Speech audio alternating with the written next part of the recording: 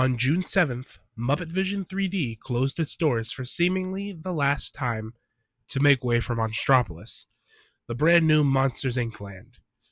But is this really the last time that this Muppetational show will grace the Orlando parks? I say no. Now stay with me here. But I think they're gearing up to put Muppet Vision 3D in the Sunset Showcase Theater after the new villain show, Unfairly Ever After, finishes its run. I'm with all of you Muppet Vision fans, disappointed by the closure, as this was Jim Henson's final hands-on project with the Muppet characters. However, the Walt Disney Company and the Jim Henson Company have both stated that they are looking for ways to preserve this film and find it a new home. Now, there have been other ideas floated around that are not theme park related. Buddy, let's take it from the top. The most popular consensus is that they would just throw Muppet Vision onto Disney+. And while this could still happen, I do see this finding a home on Disney+, it will be Muppet Vision 2D, which would be a letdown for the film and not do the original work of art any justice. Another idea that was floated around was having this film still preserved in 3D exclusively on the Apple Vision Pro, which I personally think is a disaster waiting to happen. They severely underperformed sales expectations, and hiding Muppet Vision 3D behind a $3,500 paywall is not the best way to restore goodwill with a fan base. So I do in fact believe that this film will find its way back into the Disney parks.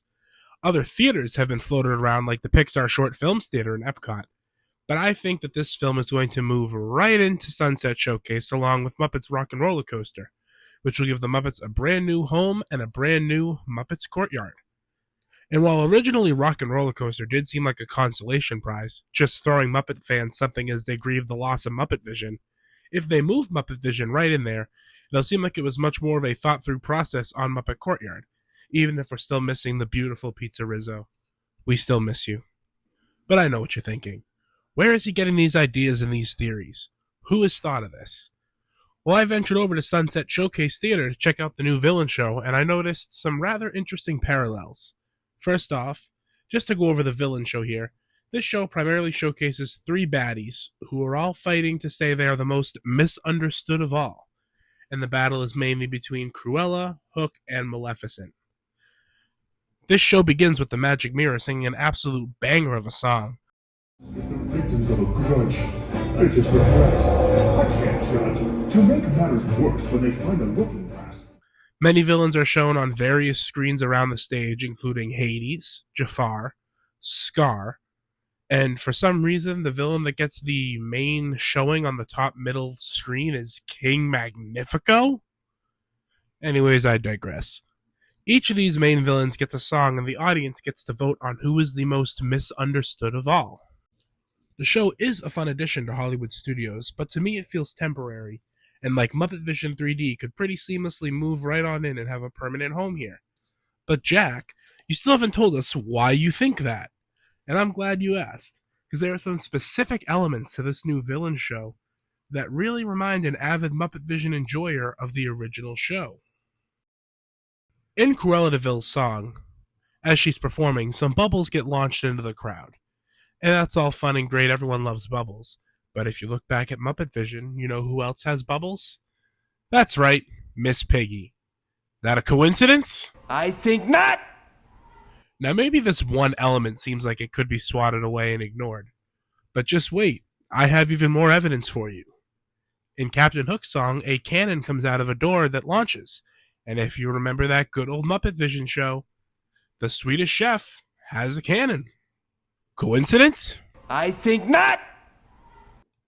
Another theory I have is that when looking at the stage for Villains Unfairly Ever After, there are two balcony-esque platforms on each side of the stage, which I think could easily be repurposed for what Muppet Vision had, with the one on the left being for Bean Bunny, and the one on the right being for Statler and Waldorf so they can keep heckling Fozzie Bear.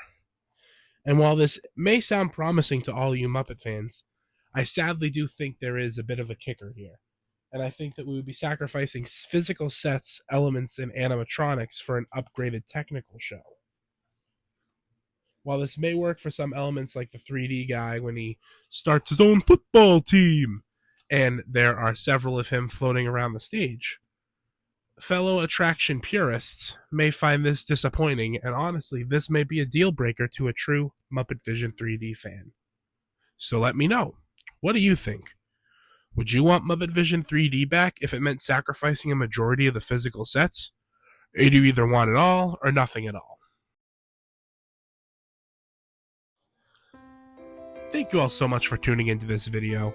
I know it's a bit different than our normal vlogs and crazy adventures around Disney and Universal. So if you enjoyed this kind of video, let me know. And if you hated this kind of video, also let me know. As always though, thank you so much for watching, and I'll see you next time. To Disney and beyond.